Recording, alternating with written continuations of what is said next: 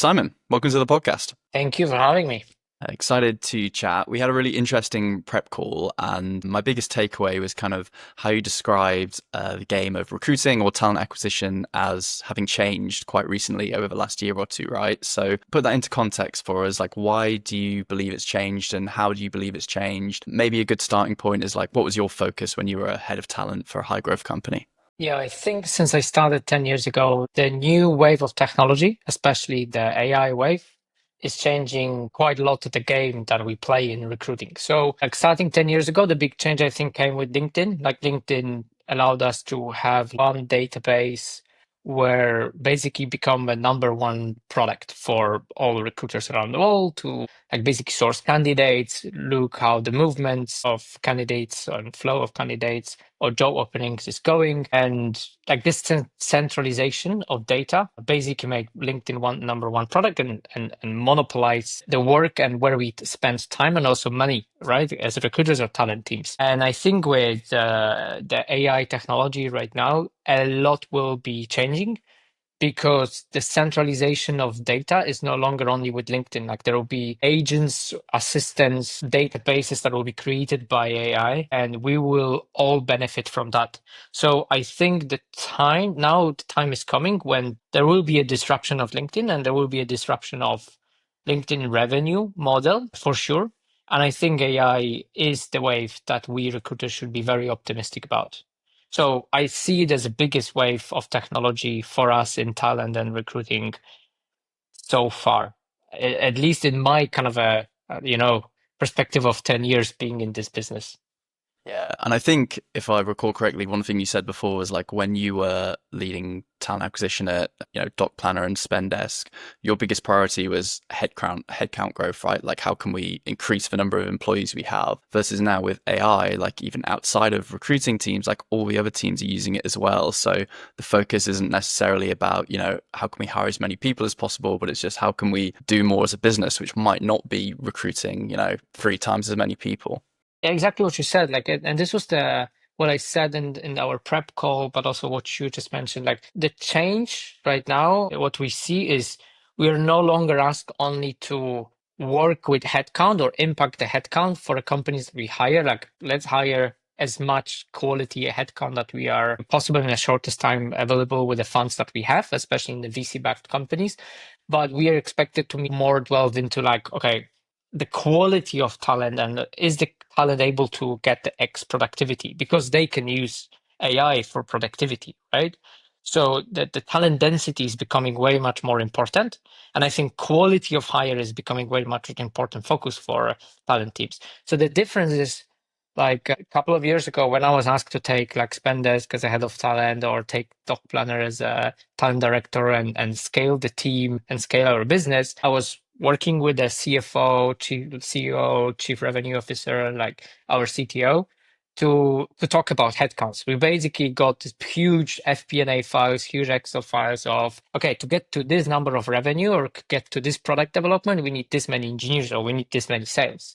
And now this is changing a bit, like the conversation is a little bit different because even today I spoke with one of the founders and like I said, like you don't need such a huge talent team. You need basically talent capacity conversation is changing, right? Because with AI, like you're able to do, or you're actually expected to do more with less headcount. So it starts to be more a question of, okay, how do we structure the team? How do we ensure that we're getting the like really great players into the game and how we are able to do it with AI? So we actually not only talking about number of headcount hitting every month or every quarter and then every year. So we are actually impacting revenue or product development. But practically, how does that work then when you're in these conversations with, if it's an early stage company and your role now, it's probably founders. And then in your last role, it's probably, CPO and the exec team. Like, how does it work? Does it start with, we have these goals we need to achieve, therefore we have these tasks that need to be done. And then this can be done by AI or it can be done by a person. Like practically, how do you, as a head of TA, get involved in these conversations? So I don't think there is anything that AI can do on its own.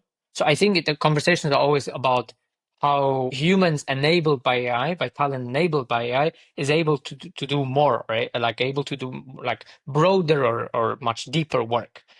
So I think that also the conversations with the founders or like in a bigger organization with C level are very similar on the like what we talk about, but the scale, right? Or the actual solutions we might implement are a little bit different because of the scale. But the conversation in terms of the matter are the same, right? Like how, like what kind of a team is able to do what job, how they are able to deliver that, how they can be enabled by AI, so we maybe don't need that much headcount and we are able to do with lower headcount number, but actually what tech stack budget we would need so those people can actually do more work. And especially you can see it in product development. I think even more than 50% of today's software is developed with AI, which means that engineers using Cursor, using Copilot, whatever they use, right? Lovable, but it actually becomes a question of what people with what tech stack do we need and how we can combine it together. Like talent role is becoming actually a role of understanding tech stack as well. Like what tech stack those people need. Like salespeople, do they need Clen or do they need a different, like a Gong or a different tech stack, right? Where they can leverage themselves. We need to start to be an expert on what tech stack is leveraging the humans in terms of AI, not replacing them, leveraging them to deliver better work, more qualitative work, etc., etc. I think this like understanding of the business also from the tech stack perspective, it's becoming more and more important. So if you were, let's say you were doing one of your last two roles again, but in the present day, is that how you'd be thinking about it? Like it's probably going to be a leaner TA team enabled with more tech to achieve kind of roughly the same as you're able to. Yeah, so just for context, when I came to Spendesk, we were like 2, 3, and we scaled the team to 30 people in TA. Then when I was like doc planner, I came to the business. We were like 30 in TA. I scaled the team to 60. And at a certain point, we were looking for profitability with doc planner, and we started to kind of think how we can structure the team more for the quality, right, of hiring. Than like our main KPI, our main uh, thing to nail was the quality of hiring, not necessarily only the volume, right? Because we were getting better and better in predictability of the volume. So I think what I would do differently, I would like think about the problem that I'm solving, but I would more think about the tech stack, right? Like, or what tools I can leverage in each step of the hiring process that will allow me to not maybe hire more people into my team and scale the team immensely, which is very hard from the perspective of a leader to manage this team and to build a system that is actually manageable in this scale. But actually, how would I implement different tools or solutions that will allow me to do it with a much smaller, leaner team? And I just recently like started a Substack, and I kind of thought of what I want to write about, and I actually broke down the hiring into those smaller like steps or stages. What how I think about this process to be able to deliver it in a more leaner way, right? And I think if you think about the process of like, what are these different stages and how can I automate it, how can I like optimize it for better productivity, you came up to the realization that you can actually scale yourself or scale the team by not adding only more people, but adding more qualitative people or adding more kind of a tech stack oriented solutions into your system. Where do you stand on like if we should be using third-party tools and automation versus actually building these ourselves internally with TA? And this is something I've been thinking a lot about recently. Like, what apart from a skill gap, like what's actually stopping TA from building their own automations here? Yeah, it's a beautiful question because I don't know. Like, it really depends. We see right now in VC that more VCs are hiring software engineers or people with a background in, computer science to build internal solutions, and we actually do it as well, right? We have 2 people in our investment team that are actually building internal solutions, and it's kind of a beautiful because you can build tailor-made solutions for your own. But sometimes we are saying, okay, this is too difficult, will take too much time, and we actually need to go for a third party solution that is already out there. So it really depends. I don't think like you just need to kind of understand how much time it will take, how much resources it will take internally. Yeah, let's get into, we've spoken a bit, maybe if you're like leading a recruiting function, but I'm keen to get your thoughts on like anyone in recruiting versus, someone in their first few years to someone who's been in recruiting 10 years. How do you think the role for them is going to change, and what skill should they really be looking at now to kind of survive over the next few years? I think the data structuration will become more and more important because if you think about the recruiting process, what it is like you basically source people and try to understand like what is the talent landscape. You then extract and collect the data, you analyze this data, and you help to make business decision based on the data that you collected in the hiring process. I think being able to see that and structure this data and being like very, very fit in, like training this muscle of how to collect the data, how to analyze it, how to structure the data, and how to make it very accessible for your leaders to make this business decisions. I think this is kind of the future of future's very desirable skill set of recruiters that we will see that are working with AI to help them to do it. Like some of the stuff will be probably automated. I think a lot of sourcing part will be automated soon. Probably, note taking, whatever, how you kind of collect the data will be very much automated, but still the decision making, being able to take like the conclusions out of the context of the data will be still a very much a human thing. And the connection, like which means how do I connect in the calls or how do I connect with the candidate on the meetings, right? How do I connect it? Like how do I prepare them for the case study work sample or the coding task? How do I connect them to win them over?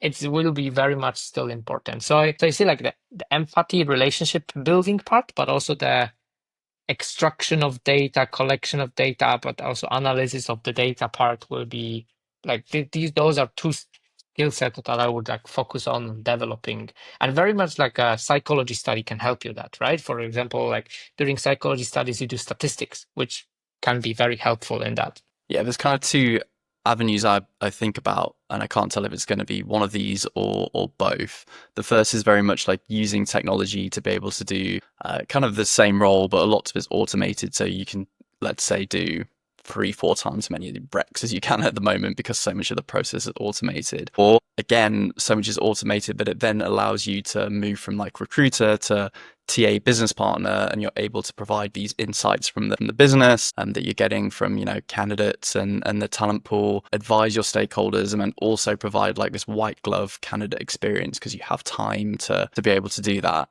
Maybe it's both, but I kind of hope it's more the second out of those two options. Yeah, if you see the recruiting market, like in which direction it shifts, we see that the big agencies and in general the agencies that done a lot of logistics on the market, they are losing the revenue because I think there will be more and more automation coming into this space, and there will be more smaller players that are moving faster, that are using automatations AI to basically do the logistics faster. So they will be stealing the revenue from the big players. And I think there's like what will be super relevant still is like executive search, like talent partners in-house that are develop the business acumen and business context that have the business context basically to help the leaders to make the right decisions and to make the human connection between the company or the organization and the external kind of audience that is interested in joining this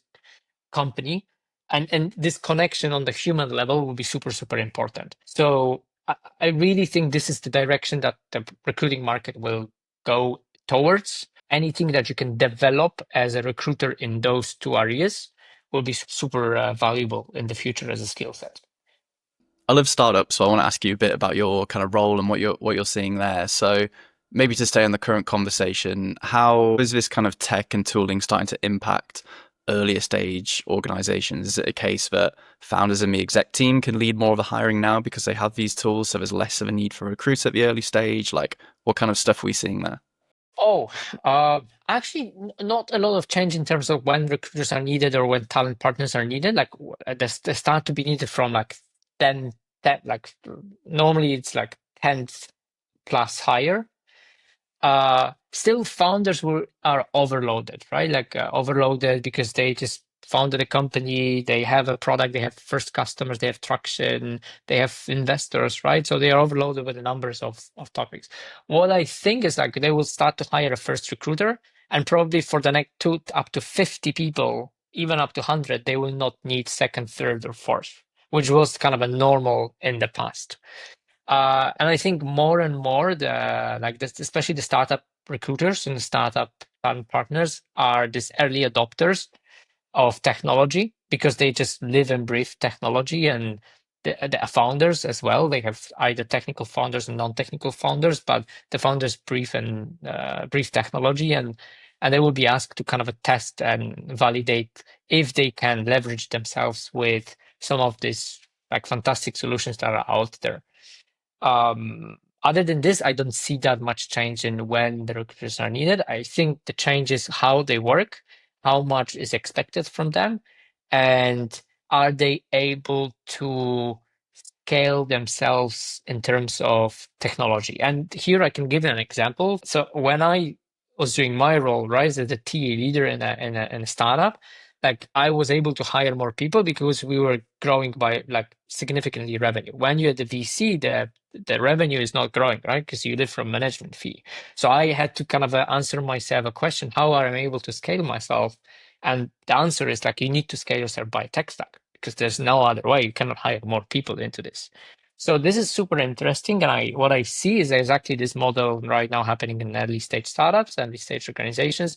It's like founders are asking the talent teams or talent partners to scale themselves by tech stack, not necessarily scale themselves by adding more headcount into the team. Is that kind of one of the common things that you'll come in and help with? Like how do we help you achieve more with the same, basically? Exactly. And I'm also figuring stuff out. Like it's not there's no playbook yet how to do it, but I have seen like quite a lot of interesting conversations about, okay, we planned to hire for for people talent team, right, within the year. But we think right now that with having a LinkedIn recruiter Lite and HeyReach or any other like solution that is out there that can help you to scale your kind of abilities to outreach or review inbound people or like assess people that is kind of automated, allows you to actually hire only two because through the entire year and scale to 50 to 100 people because you don't need that much hiring capacity because you are able to do more with less people that are very fit or very kind of skilled in using the tech stack of the future.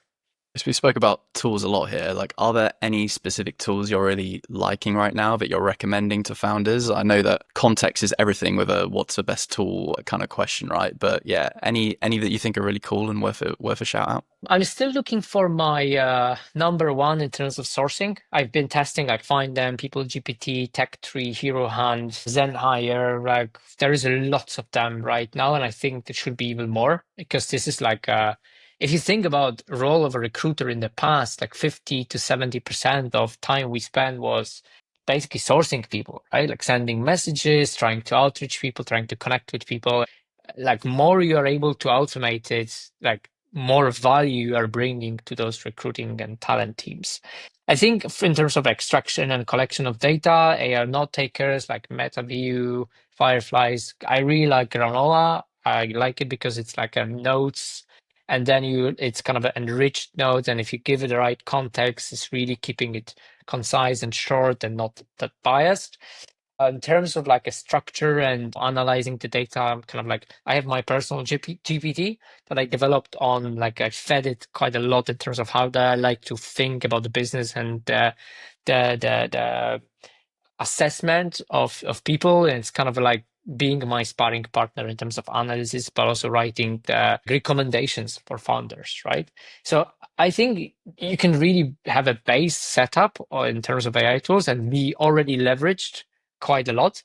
And probably there is more and more that, for example, using Zapier or Jace from Zeta Labs in terms of email and how to do the workflows in emails. And there will be even more and more sophisticated systems coming. Because if you think about AI like systems or AI products, we are just on the beginning, right? Like in the next 10 years, we will see so much more sophistication. So getting right now on this train and being like skilled in that will allow you to be on the forefront of understanding those products and understanding those systems and being able to utilize them in the future even better.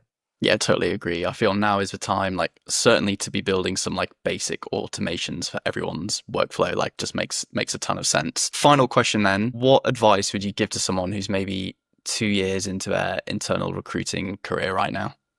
Jesus. Yeah, I remember one advice that I came from someone that really respected and worked with. Like I remember this person was already very high in the kind of a hierarchy of the organization I was working with, and but this person told me like always stay hands on because you will always like you will better understand the problems of the organization and systems you've been building. So no matter like after 2 years where you're going, you're becoming a team lead or you become senior recruiter or whatever you are doing, like always try to stay hands on. And I think also that means being very hands on technology and trying to leverage the technology tools and going deeper and testing them, failing with them, having fun with them. I'm by no means like super like a technological talented person. And even myself, I'm able to build certain stuff with AI and it's just fun. And I really believe that you can leverage yourself so much more out of you just testing and learning and having fun with it. But like just try it out and yeah, and it will be fine. I think it's great advice. Some of the most exciting things I've seen being built like internally by TA is I see recruiters who are basically solving their own paper cuts, right? Because they're the ones doing the interviews, preparing the candidates, sourcing the candidates as well. So totally agree. Really enjoyed the chat, Simon. I'll link to your LinkedIn below and Substack as well. Is that going to be more content coming there? Yeah, I think so. Yeah, I'm having fun right now with it. So trying to write more and more, and also linking my personal journey from the last 10 years, which is like I'm coming back to the photographies from like 8, 7, 6 years ago, and yeah, it's kind of a like a reminiscence of your personal story and what you've been through and how the cycle is going on and on. So that's kind of a fun. Awesome. I'll follow you there. Thanks for coming on the pod. Thanks, Joe.